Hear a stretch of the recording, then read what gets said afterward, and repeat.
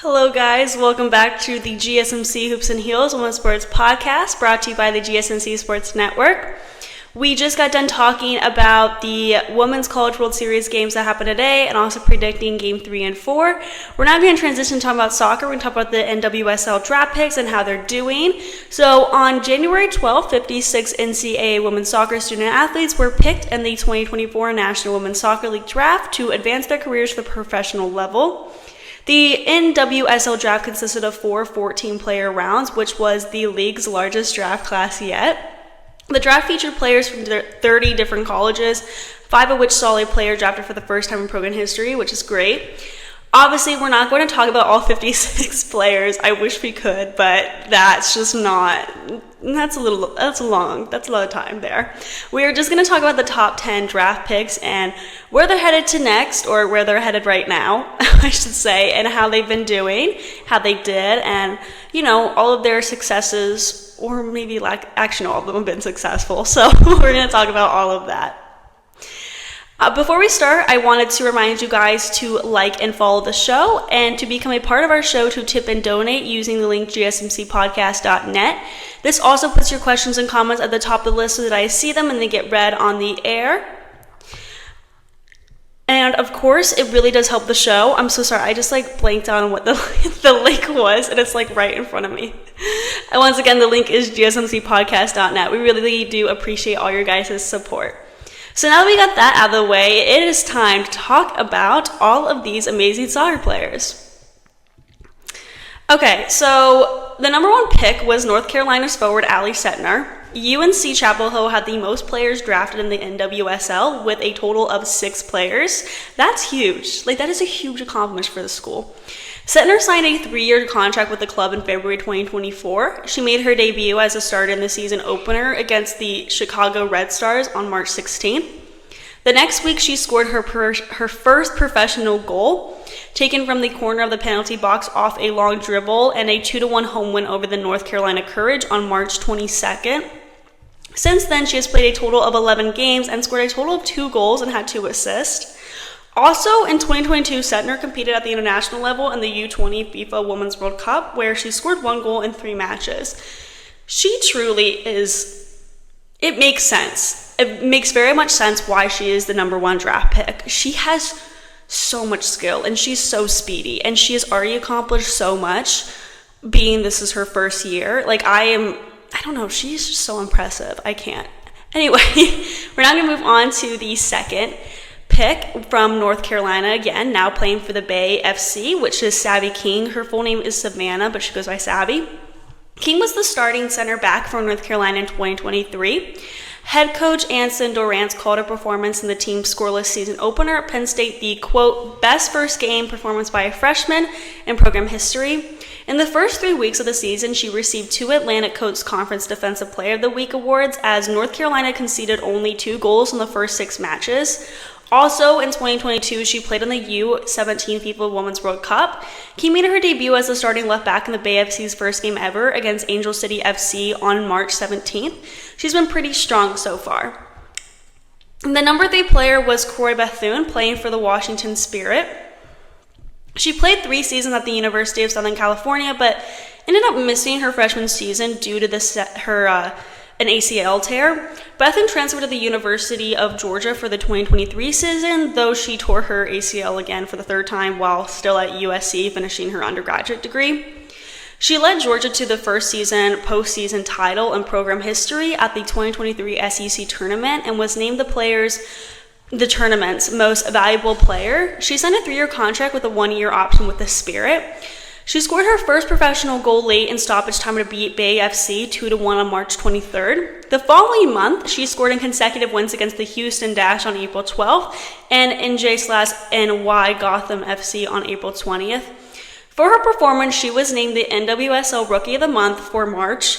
And then on May 2nd, she assisted 3 times in a 4-2 win over the Chicago Red Stars, becoming the youngest NWSL player to record that many assists in 1 match. She broke the rookie season assist record with her 7th assist on May 10th, and later that month led the league in assist with 8. I feel like she recovered from her ACL injury and then just took off right from there. I feel like she just I don't know, she just like really impressed everybody with how much assists and scores she's had. Okay, now we have the fourth pick, who was Brecca Mozingo for the Utah Royals. She played for BYU, who had the second most players drafted in the NWSL at a total of 5 players. At BYU, Mozingo appeared in 92 games, scoring 36 goals and 37 assists. In the 2023 season, Mozingo was one of the nation's leaders in total points with 14 goals and 15 assists. Mozingo signed her first professional contract with the Utah Royals through 2025 with an option for 2026. Mozingo made her professional debut on March 16, 2024 in a 0-2 loss to the Chicago Red Stars.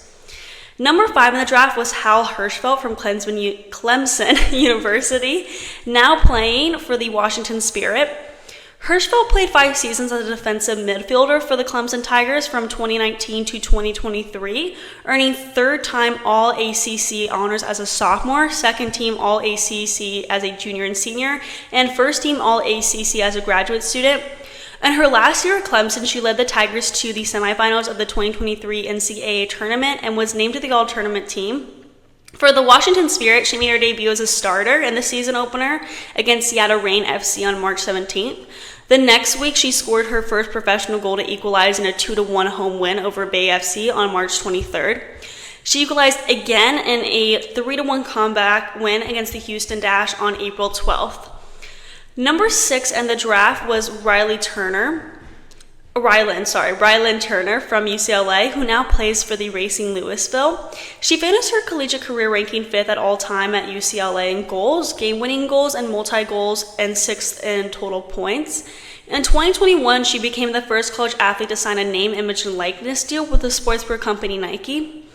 As a senior in 2023, Turner became the first player in UCLA program history to win the Pac-12 Forward of the Year award. At the professional level, Turner has played in a total of 10 matches and scored 2 goals and had 2 assists for Racing Louisville. From Penn State University, Kate Wiesner was the number 7 draft pick in the NWSL for the Washington Spirit. Penn State University also tied at second with BYU with 5 total players drafted this year in the NWSL. In 2022, Wiesner, I'm so sorry if I'm pronouncing that incorrectly. Wiesner led the Big Ten Conference with 11 assists and scored 2 goals, including the game winner in the semifinals of the 2022 Big Ten tournament, which Penn State won. She was the team's co-captain and part of their conference best defense in her final season in 2023, so she has always had that great leadership skills. She made her first debut as a starter in the Spirit season opener against the Seattle Reign on March 17th. The number 8 draft pick was Maya Doms from Stanford University. I talked about her a couple of times in my shows when I talk about NWSL games because she always just happens to pop up. She helped her team win the 2019 NCAA College Cup. From 2019 to 2023, Doms played in 100 games, starting 84 of them, tallying 33 goals and 20 assists. As a 5th-year senior and team captain, Doms was a first-team All-American, All-Region, and All-Pac-12 pick, recording 12 goals and 6 assists while leading Stanford to the 2023 Women's College Cup final.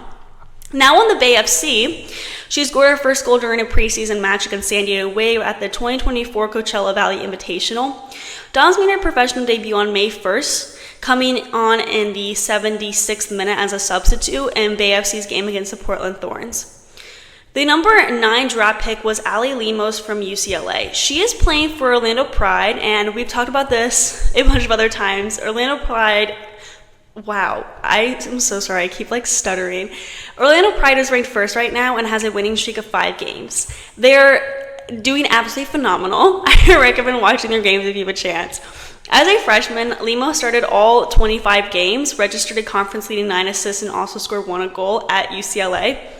She was named to the Pac-12 All-Freshman team as well as the NCAA College Cup All-Tournament team as UCLA won the 2022 National Championship, the second program in history. As a sophomore, she started all 19 games, leading all outfield players in minutes. She scored 2 games and 2 assists as UCLA won the Pac-12 regular season title. Lemos ended the year with first-team All-Pac-12 honors, and then for the Atlanta Pride, at the time of her selection, she became the 4th youngest player drafted in the NWSL, which is so insane, and she doesn't play like she is younger, if that makes sense. But she doesn't appear young on the field. She appears like a professional that has been on the field for years. Like, that is what she literally plays like. She is just so naturally gifted and so naturally athletic that she can just, I don't know, she just looks like she was meant to be on that team. Can't explain it. Lastly, the number 10 draft pick was Lilani Nesbeth from Florida State University. She won the 2 NCAA championships with Florida State and was twice named to the All-ACC second team. She has played a total of 7 matches with the Chicago Red Stars and has scored 1 goal. She has been very dominant on the field. She has not gotten much mention of her name, honestly. I feel like people don't talk about her as much. But she has been doing really, really well, especially when she does get that media attention. But she has been really impressing me, especially. She's someone who, I feel like when you don't hear someone's name and then they really go out on the field and they really do amazing, you just are 10 times more impressed. And she's definitely been doing that for sure. Okay, so we're now going to move on to the next segment where we talk about Gabby Douglas withdrawing from a spot at the Olympics and the teams that are qualified to compete in women's soccer at the Olympic Games. Before we get into that, we are going to be taking a short break, so I will see you guys very soon.